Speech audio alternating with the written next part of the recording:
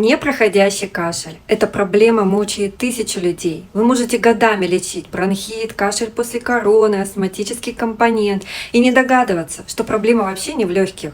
Ну, точнее, причина в тех, кто в легких живет и кто там жить не должен. Паразиты. Да, они там тоже могут жить. Личинки аскарид, токсокар, ахинококков попадают в кровь и мигрируют в дыхательную систему, вызывая спазмы, кашель, слизь, чувство сдавленности, нехватку воздуха. И сколько бы вы ни пили муколитиков, причина останется внутри, потому что это не бактериальное воспаление, это реакция организма на инородное тело. Если у вас длительный кашель, одышка, першение и ни одно лечение не помогает, стоит проверить паразитарный фактор. Он чаще, чем принято думать. Приходите на консультацию, разберем ваш случай и подберем безопасную программу очищения.